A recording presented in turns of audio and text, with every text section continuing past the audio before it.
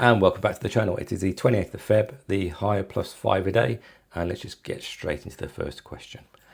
All right, so first question, write an expression. Expression is an equation that doesn't have an equal sign. In other words, it's just the thing without an equal sign. For the perimeter of the rectangle. Now, I was going to write P equals, but actually that makes an equation, so I'm not going to write P equals. It is going to be W plus 3 over 2 plus W minus 1 over 3. And then because it's a rectangle, I've got two of those, so therefore that could be my answer. I suspect it probably wants me to make it slightly neater, doesn't it? So let's make the thing inside the brackets the same common denominator. So it's going to be 3W plus 3 plus 2W minus 1. All of that is over 6. A real question would say, leave your answer in this format because it's just not obvious where you need to go or where you need to get to. But I'm just trying to make this a little bit simpler. Now, I've got 2 on the outside. 3W plus 2W is 5W. 3 times 3 is 9, minus 2 is 7, so plus 7. And all of that's over 6. And that's going to give me, now again, I'm just going to do this and I'll talk it through. So it's, actually no, what I'll do, I'm going to expand the bracket. So 10W plus 14 over 6, which simplifies down. So 10 over 6 is the same as 5 over 3W, and 14 over 6 is the same as 7 over 3. And I'll leave it like that. It's not clear how they want it, but that will do. Not a terrible question. Nice little starter off today. Next question. C, D and E are such that C to D is 1 to 7, D to E is 2/5 of E. Work out the ratio of C to E.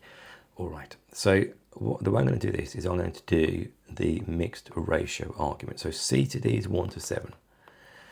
If D is 2/5 of E, that means that, I need to multiply E by 2 to get D, so it must be the case that the ratio of D to E, D must be 2 times larger than E because I need to multiply E by 2. But I also need to divide E by 5, so therefore the ratio is 2 to 5. So my ratio is 2 to 5.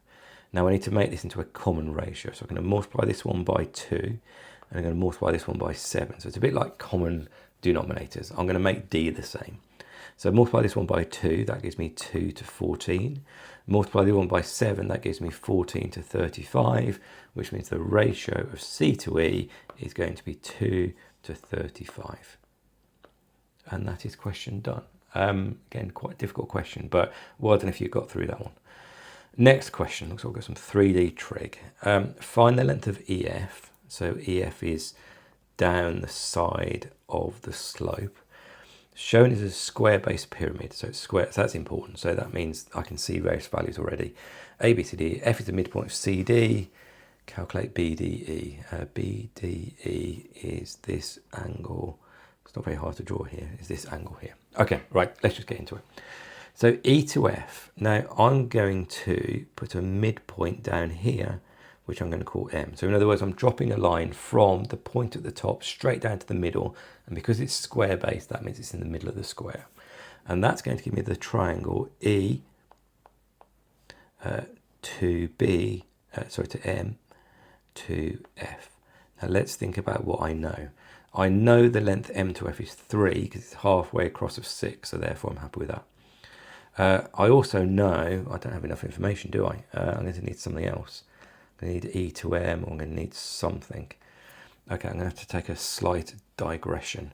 Let's draw the triangle BDC. So we're going to draw the triangle BDC. So this is a triangle on the floor. Problem with these questions is sometimes you just need to work out a lot more than you think you need. BCD. I know that's 6 because it's a square-based pyramid. I know that's 6 because it's a square-based pyramid, which means B to D is going to be the square root of 6 squared, 36, plus 6 squared, 36, which is the square root of 72, which is 6 root 2. Which means I also know that B to M equals M to D, because it's halfway across, which is 3 root 2. So I've got those lengths. And that also equals MC, and it also equals MD. You can see how I'm kind of feeling my way around this question because I don't actually know straight away what to do. However, crucially, it means I can now consider triangle ECM. And I know m to c is 3 root 2, because I've just worked all these out.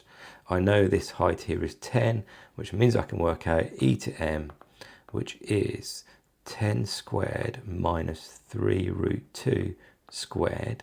And 10 squared minus 3 root 2 squared is the same as, well, 10 squared is 100, so it's 100 minus 3 times 2 times 3 is going to be 18. So just explain that better. So 3 squared is 9, root 2 squared is 2, 9 times 2 is 18, and that is going to be the square root of 82. Is that right? Yes, it is.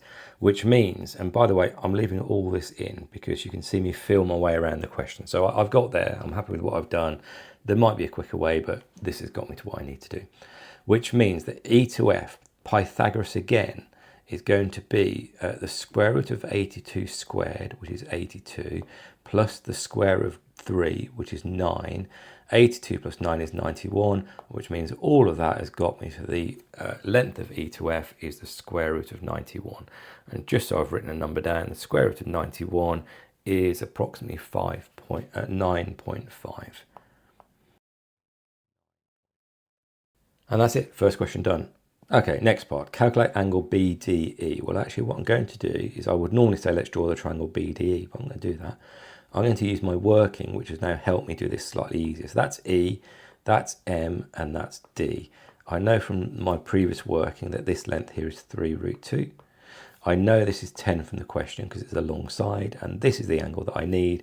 Angle BDE is equal to, well, I've got the adjacent, right angle, I've got the adjacent, I've got the hypotenuse, that's cos, so it's equal to cos minus 1 of adjacent, which is 3 root 2, divided by the hypotenuse, which is 10. Get my calculator out again, so cos minus 1 of 3 root 2 over 10 is equal to 64.8959, blah, blah, blah. In other words, 64.9 degrees. Wow, 3D trig is often tricky, and it's about getting the right 2D triangle. And as I've said, I mean, it may well be that I've taken a slightly longer method, but I'm not unhappy with what I've done. I've got to the right answer. Well done if you got there. Do let me know if you've done that a quicker way, because I might go through the question again later. But either way, I got there. Happy. Next question.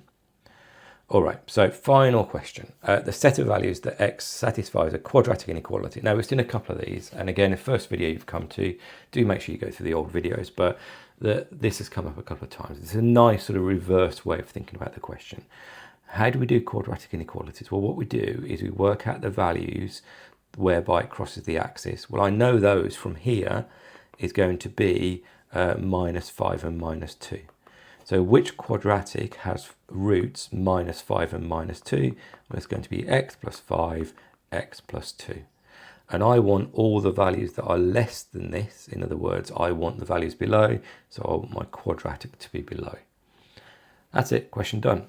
Nice, clever question. Now, it doesn't say write it as a quadratic, but just for completeness, let's write x squared plus 7x plus 10 is less than 0. And like I said, just because I think I jumped over that too quickly, I want the values between means below, which is what I've got less than. We got there. Wow, long question in the middle. Some nice questions around. Started with a really easy question to do with rectangles. But as ever, let me know how you did. Really like reading some of your comments, and do like and subscribe, and I'll see you for the next one. Thanks all.